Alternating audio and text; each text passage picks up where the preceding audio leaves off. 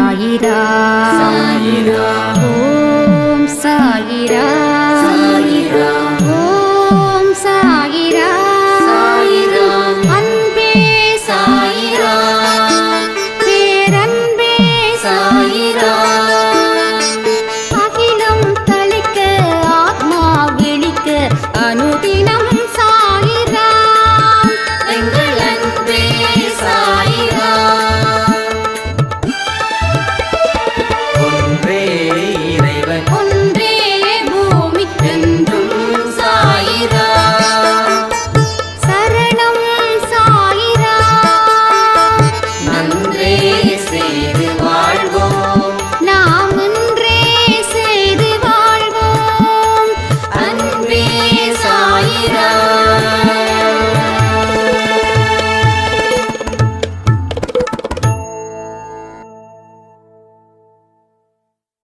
சாயிரா.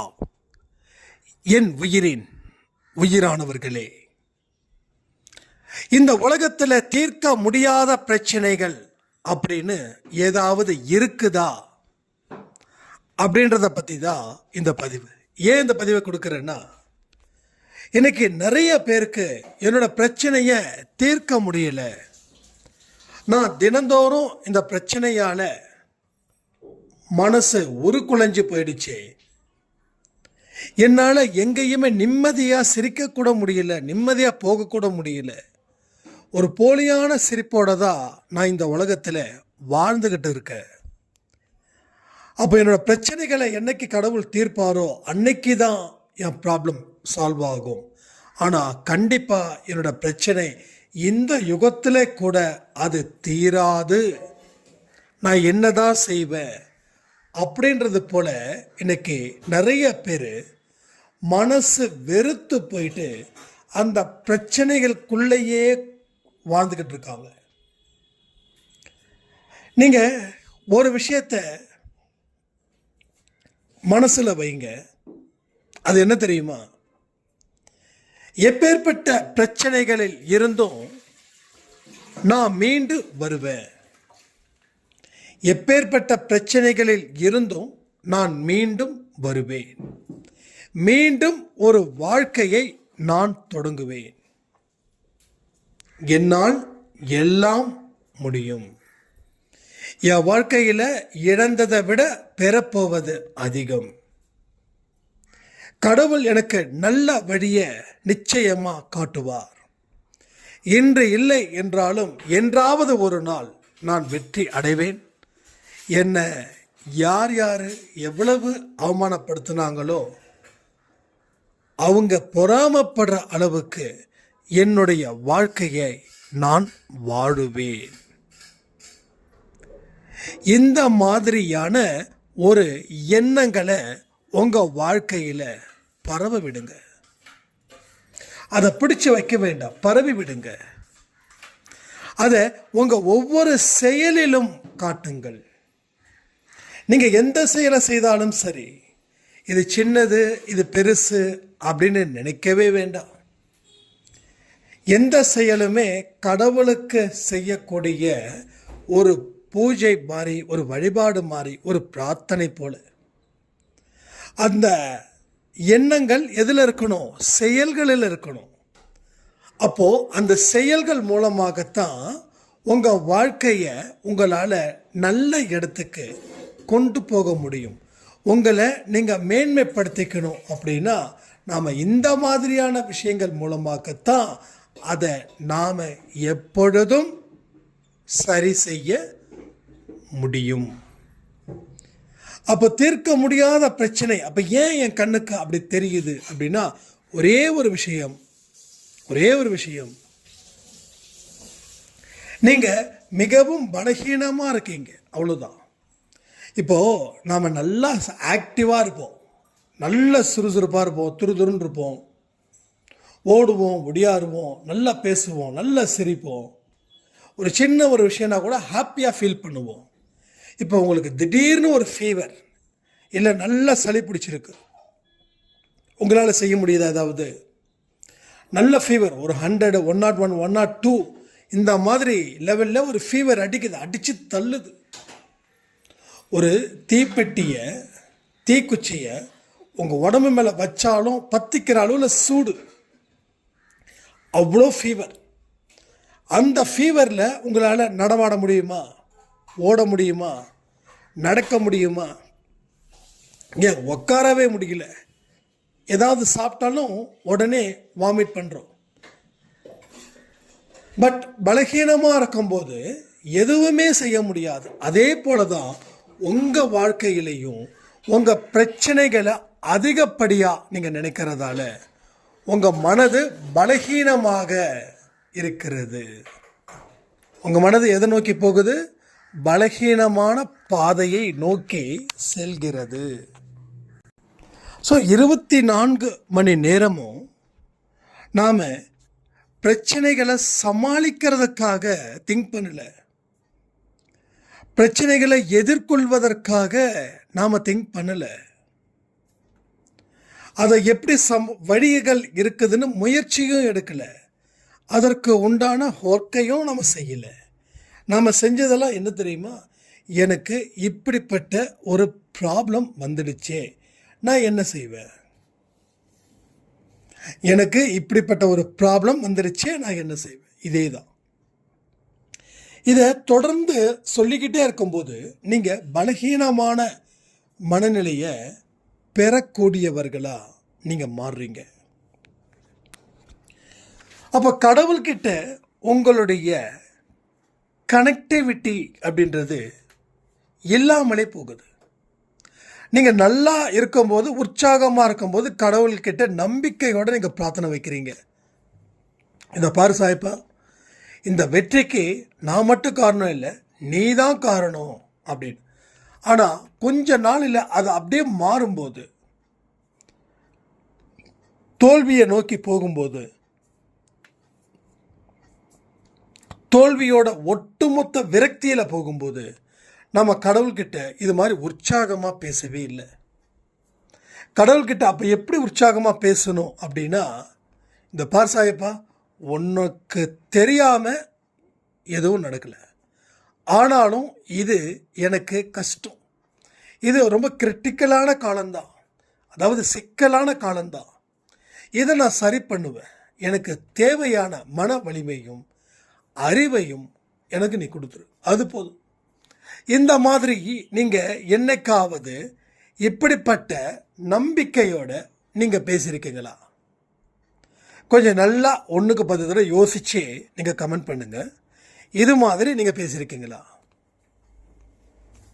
அப்போது உங்களுடைய மனநிலை எப்படிப்பட்டதாக இருக்குதோ அதற்கு தகுந்தது போல தான் உங்களுக்கு காட்சிகள் கூட தென்படும். நீங்கள் ரொம்ப பலகீனமாகவே இருந்தீங்கன்னா நீங்கள் பார்க்குற அத்தனை செய்திகளும் பலகீனமாகவே காணப்படும். நீங்கள் கூகுளில் ஒரு விஷயத்தை தேடுறீங்கன்னு வச்சுக்கோங்களேன், தேடும்போது அது சம்மந்தப்பட்டு தான் உங்களுக்கு எல்லாமே கிடைக்கும். இப்போ என்னோடய ஃபோனில் நான் என்ன தேடுறேன், நான் மேக்ஸிமம் என்ன தேடுவேன்? அரசியல் தெரியும், அரசியல் பார்க்கணும்னு நினைப்பேன். 2வது ஃபிட்னஸ், 3வது ஹெல்த் ஹேபிட்ஸு, இதை நான் பார்ப்பேன். அதுவும் எல்லாரும் சொல்கிறத பார்க்க மாட்டேன். யார் அதில் எக்ஸ்பீரியன்ஸ்டாக இருக்காங்களோ அவங்க சொல்கிறதும் கேட்பேன். படித்து வச்சு சொல்கிறதுல எனக்கு விருப்பம் இல்லை. அவங்க ஓன் எக்ஸ்பீரியன்ஸ் சொல்லக்கூடியவங்கள தான் நான் பார்ப்பேன். அப்போ அவங்கள நான் கிட்டத்தட்ட ஃபாலோ பண்ணுறது போல தான். அப்போது நான் எந்த மனநிலையில் இருக்கனோ அதற்கு தகுந்த மாதிரி தான் என்னுடைய பார்வை மாறுது. அப்போ நீங்களும் எந்த மனநிலையில் இருக்கீங்களோ அதற்கு தகுந்தது போல தான் பார்வை. இதில் என்ன பிரச்சனை தெரியுமா? இப்போ உங்களோட பார்வையில் எல்லா இடத்துலையும் பசுமையே இல்லை, ஒரு அடர்ந்த பாலைவனமாக இருக்குது. அந்த சூழ்நிலையில் உங்களுக்கு என்ன நடக்கும் தெரியுமா? என்ன நடக்கும் அந்த சூழ்நிலையில்? எல்லாமே பாலைவனமாக இருக்கும்.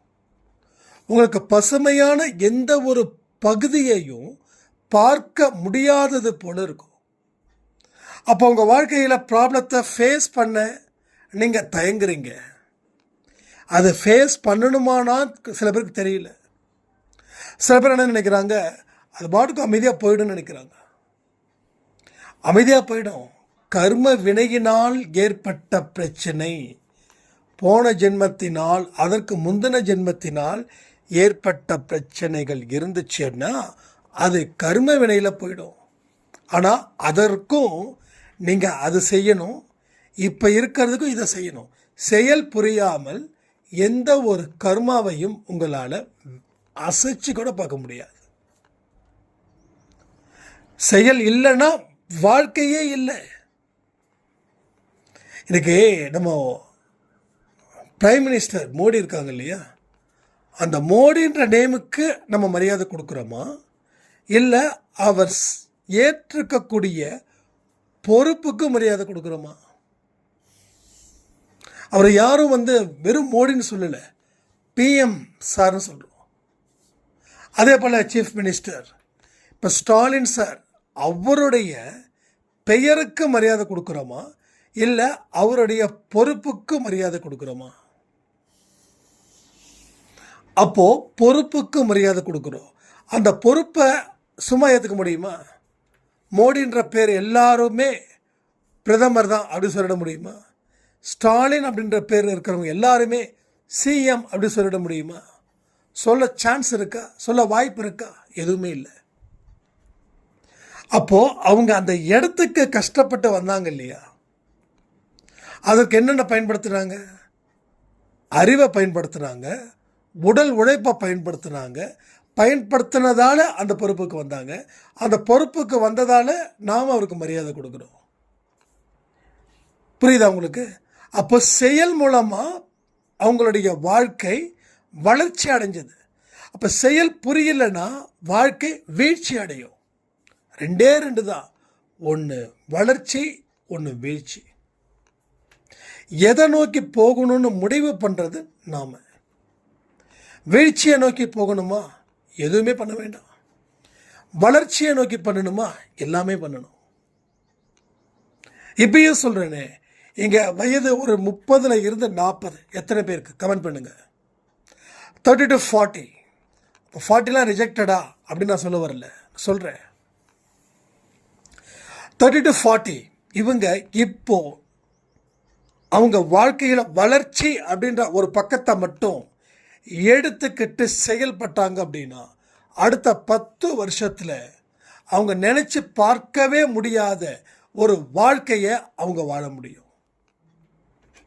40 வயசில் 50 வயசில் கண்டிப்பாக சொல்கிறேன், சம வளர்ச்சி, ஒரு சம சக்ஸஸ்ஃபுல் ஒரு பர்சனாக இங்கே வாழ முடியும். அடுத்தது அந்த 50ல் இருந்து அடுத்த 10 வருஷம் 60 இன்னும் பெரிய வளர்ச்சி. கடைசியில் அது ஊருக்கே தெரிய வரா கூட இருக்கலாம். அந்த ஊருக்கே தெரிய வர. அப்போ இதெல்லாம் எங்கே நடக்குது? அவங்க செயல்படக்கூடிய வேகம், அவங்க பார்க்குற பார்வை, வாழ்க்கையை எந்த முறையில் பார்க்கணுமோ அந்த முறையில் அவங்க பார்க்கணும்.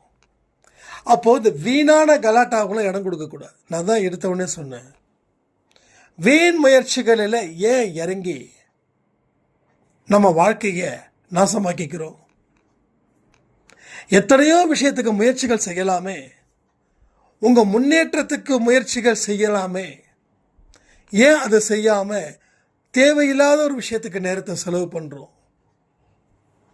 மனுஷனுடைய விஷயத்தில் அவன் 10 விஷயம் செய்கிறானா, அதில் 9 விஷயம் அவன் தேவையில்லாததை மட்டும்தான் செய்கிறான். அதாவது சிந்திக்கிறதும் இங்கே வரும், செயல்படுறதும் இங்கே வரும். ஏன்னா சிந்திக்கிறதால தான் செயல்படுறான், நினைக்கிறதால தானே அதை அடையணும்னு நினைக்கிறான். அப்போ 10ல் 1 தான், அதையும் அவன் சரியாக செய்கிறது இல்லை. ஆனால் மீதி 9ஐயும் அவன் சூப்பராக செய்கிறான். அவன் எந்த அளவுக்கு அதை சூப்பராக செய்கிறானோ அதை பொறுத்து அவன் வாழ்க்கை சீரழியுது. அதே கணக்கு தான் இங்கேயும். ஸோ 10ல் 9 சிறப்பான செயல் திட்டத்துக்கு உருவாக்குங்க. அந்த 1 வேணால் வேறு வழி இல்லை, அது வரதான் செய்யும், அது போக தான் செய்யும். ஸோ உங்கள் நேரத்தை மட்டும் எடுத்துக்கோங்க. எத்தனை மணிக்கு நேற்று நைட்டு தூங்குனீங்க, இப்போ மணி என்ன, இத்தனை மணி நேரத்தில் எந்த வேலையை நீங்கள் உருப்படியாக செஞ்சீங்க? இதை நீங்களே யோசிச்சு பாருங்கள். இது கமெண்டில் பண்ண வேண்டாம். நான் சில விஷயங்கள் உங்களால் கமெண்ட் பண்ண முடியலன்னா வேண்டாம், நீங்கள் பண்ண வேண்டாம். அதனால் உங்களுக்கு பிரச்சனை ஆகுதுன்னா ஓகே, நோ ப்ராப்ளம். ஆனால் உங்கள் மனசில் வச்சுக்கோங்க. மனசில் இருக்கிறத யார் படிக்க முடியும்? நீங்கள் தானே படிக்க முடியும். வேறு யாருக்கும் சொல்ல வேண்டாம். ஏன்னா உங்கள் பலகீனத்தை வெளியில் நான் சொல்லவே இல்லை. பிரச்சனை இருக்குதான்னு கேட்குறேன். பொதுவாக தான் நான் கேட்குறேன். பிரச்சனை இல்லாத மனிதர்களே இல்லை, இல்லையா? ஸோ இது எல்லாத்தையும் கொஞ்சம் ஆழமாக சிந்திச்சு பார்க்கும்போது தான் நம்ம எந்த மாதிரியான விஷயத்தெல்லாம் செய்யாமல் விட்டு இருக்கோம். ஏன் மோடி மட்டும்தான் பிரதமராக முடியாதா? உங்களால் நடக்காதா? சொல்லுங்கள். பட் அதற்கு உண்டான வழிகளை நம்ம ஏற்படுத்தலை. நம்ம படிக்கும்போதே வாழும்போதே ஒரு வெறி இருந்துருந்துச்சுன்னா அதற்கு தகுந்தவதாக தான் எடுத்துருப்போம். ஆனால் இங்கே நிறைய பேருக்கு வெறி இருக்குது. வெறி இல்லைன்னு சொல்லலை, ஆனால் அதை அடைய முயற்சி செய்வதற்கு உண்டான வழிகளை நாம் ஏற்படுத்தலை. ப்ராப்ளம் எங்கே ஸ்டார்ட் ஆகுது தெரியுமா? வாழணுன்ற வெறி இருக்குது, ஆனால் அந்த வாழ்வதற்கு உண்டான முயற்சிகளை நீ எடுத்தியா? எடுக்கலை. எடுக்காமல் இருக்கிறதால தான் இந்த பிரச்சனைகள் இங்கே இருக்குது. அப்போது கடவுள் இருந்து எங்கே வராரு? இவ்வளோ நேரம் பேசுனது உங்களுக்கானது. இப்போ கடவுள் யாரை சரி பண்ணுறாரு தெரியுமா? எந்த மனிதன் தன் நிலை உணர்ந்து தான் செய்தது தவறு என்று உணர்ந்து இனிமேலாவது இந்த வாழ்க்கையை நான் சரியாக வாழணும்னு முடிவு பண்ணுறானோ அவனுக்கு தான் அவன் நிற்கிறார், அவன் பின்னாடி. ஒன்றும் இல்லை, மகாபாரத கதையை சொல்கிறேன். கிருஷ்ணர் போருக்கு போனாரா? ஏன் போனார்? அர்ஜுனன் போனதால் போனார். அர்ஜுனன் போகலைன்னா போருக்கு போயிருப்பாரா? சரி, அர்ஜுனன் போகலைன்னா அவன் ஜெயிச்சிருப்பானா? அவன்.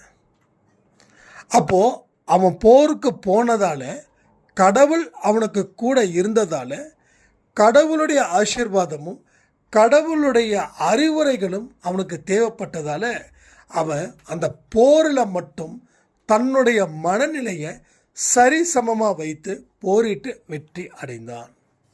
ஆனால் நம்ம கணக்கு என்ன தெரியுமா? கடவுள் அழைக்கிறார், டே வாடா, வந்து நில்லுடா, நான் உன் கூட இருக்கேன். நோ, நான் வரமாட்டேன், வீட்டை விட்டே வரமாட்டேன், நான் வரவே மாட்டேன். சரி, அப்போ அர்ஜுனர் போருக்கு போகலைன்னு என்ன இருக்கும்? போரில் நின்றுட்டு இருந்தாங்களே 4 பேர், அந்த 4 பேரும் 5 பேரும், அந்த 5 பேர் வீட்டில் வந்து இவனை அடிச்சிருப்பாங்க. அப்போ என்ன ஆச்சு? நீ போருக்கு போனதால ஜெயிச்ச, நீ போருக்கு போல உன்னை நாசம் பண்ணிட்டாங்க. அதே போல தான் நம்ம வாழ்க்கையும். என்ன பண்ணிட்டாங்க? நாசம் பண்ணிட்டாங்க. ஏன் நாசம் பண்ணாங்க? நம்ம தான் எந்த ஒரு விஷயத்தையும் காதில் வாங்கலையே, வாங்கினாலும் அதை செயல்படுத்தினாலும் ஏனோ தானோ செயல்படுத்தணும். பாதி இல்லை, 90% பய உணர்வின் அடிப்படையில் செயல்படுத்தணும். அதனால் அது நாசமாக போச்சு. ஏன் நாசமாக போச்சுன்னா இதுதான். பாருங்க, எத்தனை பேருடைய உழைப்பு இங்கே வீணாக இருக்குது. ஏன் தெரியுமா வீணாக இருக்குது? அந்த உழைப்பை நீங்கள் முழுசாக பயன்படுத்திக்கவே இல்லை. நிறைய பேர் சொல்லுவாங்க, ரொம்ப வருஷமாக நான் உழைக்கிறேங்க, ஆனால் முன்னுக்கு வர முடியல. ஒருவேளை 7 நாட்டு சனி இருக்குது, இன்னும் 2 வருஷம் கழிச்சு ஒருவேளை சரியாயிடுமோ? எப்பா, நீ சரியானாதான் எல்லாமே சரியாகும். நீ சரியாகலைன்னா சுக்கிர திசையே வந்தாலும் வரக்கூடிய சனிக்காரன் வந்து இடையில நின்று நீ அவனை பிடிக்காது, அவனை பிடிக்கிறதுக்கு சரியான ஆள் நான் தான் சொல்லி அந்த சுக்கிர தேசத்துக்கு உண்டான அதிபதியை சனிக்கு உண்டான அதிபதி கெடுத்து விட்டு மறுபடியும் அவனை பிடிப்பான். ஸோ உழைக்க மறுக்கிற, அதனால் நீ காரணத்தை சொல்லி ஒவ்வொரு நாளும் நீ என்ஜாய் பண்ணிகிட்டு இருக்க. ஆனால் ஒரு நாள் இதுக்கு முடிவு வரும். அந்த முடிவு பேரழிவை உனக்கு கொடுக்கும். அதனால தான் கடவுள் இந்த பதிவின் மூலமாக இங்கே நிறைய பேருக்கு எச்சரிக்கையும் கொடுக்குறார்.